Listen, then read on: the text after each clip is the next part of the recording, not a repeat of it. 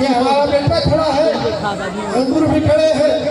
हम आपसे कहना चाहते हैं कि जो लड़ाइयाँ उन्होंने लड़ दी, उस लड़ाई को हम भी नहीं लड़ पा रहे हैं, लेकिन इतना जरूर कहेंगे कि उसी रास्ते पर चल करके आपकी खिदमत और आपकी हिफाजत करने का काम हम जरूर करेंगे। ये भरोसा हम आपको दिलाना चाहते हैं, ये आपको विश्वास दिलाना चाहते हैं। 2027 की लड़ाई महत्वपूर्ण, हमारे नेता अखिलेश यादव जी की सरकार को आपको बनाना है। आप चौराहे पर बैठिए, चाहे जहाँ बैठिए, लेकिन अपने फेसबुक और व्हाट्सएप को संभालने का काम करिएगा। कोई कमेंट इस तरीके का नहीं होना चाहिए जिससे लोगों के बीच में गलत संदेश जाए। अगर आप सही मायने में खिदमत करना चाहते हो और सरकार बनाना चाहते हो, अखिलेश जी को मुख्यमंत्री रखना चाहते हो, हजारों लाखों लोगों को जो बेरोजगार है उनको नौकरी दिलाना चाहते हो, किसानों को हक दिलाना चाहते हो, माताओं बहनों की आवाज़ बचाना चाहते हो, तो हम आपसे कई तरह कहना चाहते हैं कि चौराहे पर बाहें बटोरना बंद करो, गाँव-गाँव चले जाइए, पासी समाज के, बड़ही समाज के, लोहार समाज के, कुम्हार समाज के सारे लोगों के एक दो परिवारों को जोड़ने का काम करिए।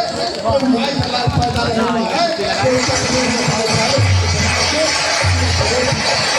साथी आप सबको हम धन्यवाद देते हुए दादाजी हमारे खड़े हैं, नहीं दादा, इनका शुक्रिया अदा करते हैं।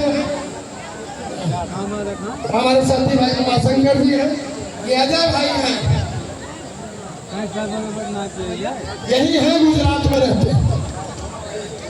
अच्छा काम किया इन्होंने, मेहनत किया है, आगे बहुत काम करेंगे भी और अपने कारोबार को भी आगे बढ़ाएंगे।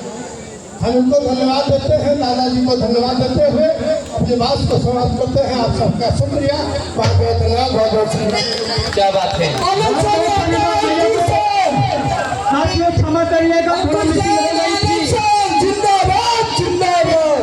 हमारे नौजवानों के नेता, हमारे ब्लॉक प्रमुख थोड़ा मिसिंग के नाते पहले उनको बोलना था, बड़े भैया को बोलवा दिए, लेकिन नौजवान को सुनना चाहता है और हवा नौजवानों की चल। यादव जी आपका भी बहुत बहुत धन्यवाद करते हैं कि आपने इतने शानदार मेले का और कार्यक्रम का जो है आयोजन किया।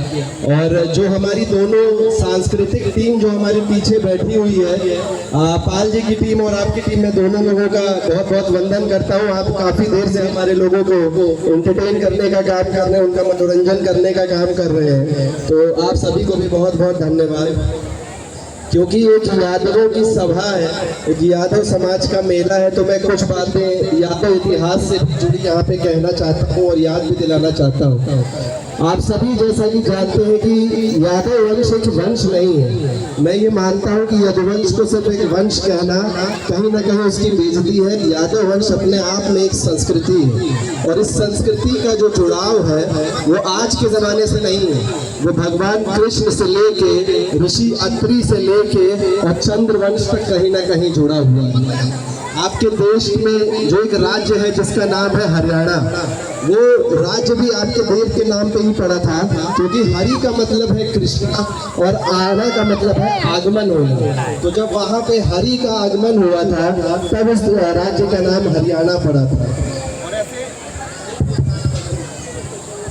और ऐसे प्राचीन काल में भी आपके जो यादव पूर्वज थे, उन्होंने कई सारे ऐतिहासिक काम करने के काम किए थे। जो आपके दक्षिण भारत में कई सारे प्राचीन मंदिर हैं, उनका भी निर्माण यादवों ने ही किया था। जो आज आपकी ये हिंदू सभा वाली जो सरकार है मुझे कहती है कर रहा है, तो मैं उनको याद दिलाना चाहता हूँ कि जब आप लोग यहाँ पे थे भी नहीं, तब यादवों ने ही वहाँ पे प्राचीन मंदिरों का जो है निर्माण करने का काम किया था और अपने जो है संस्कृति को और अपने धर्म को आगे बढ़ाने का काम किया था।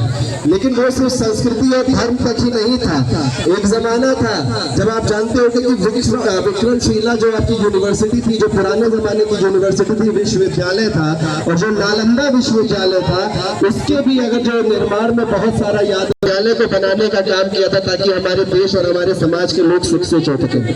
और उस शिक्षा प्राप्त करने के बाद हमारे जितने भी युवा साथी थे, हमारे जितने भी उस जमाने में विज्ञान में, गणित में और जो तमाम विषयों का आप नाम ले लो, उन सभी विषय में वो लोग कहीं ना कहीं आगे रहते थे और हर जगह अपने देश का नाम रोशन करने का काम करते थे। 1962 की आप लड़ाई उठाकर देख लीजिए। 1962 की जो लड़ाई जो आपकी चाइना से हुई थी, उसमें हरियाणा के 120 बहादुरों ने चाइनीज सेना के 1300 सैनिकों को गिराव दिया था और उनको मार डालने का काम किया था।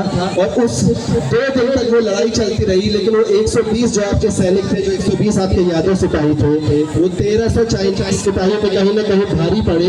उस युद्ध पे उन्होंने विराम डालने का काम किया। और आज भी आप वहाँ पे जब जाओगे तो रिजांगला में वहाँ पे उन 120 बहादुरों की कब्र बनाई गई है, ताकि आप उनको हमेशा वहाँ जाके उनको जो इज्जत है वो आप दे सको और उनका सम्मान लगातार कर सको। उनकी याद में वो वहाँ पे रिजांगला में 16,000 फीट की ऊंचाई पे वो बनाई गई है।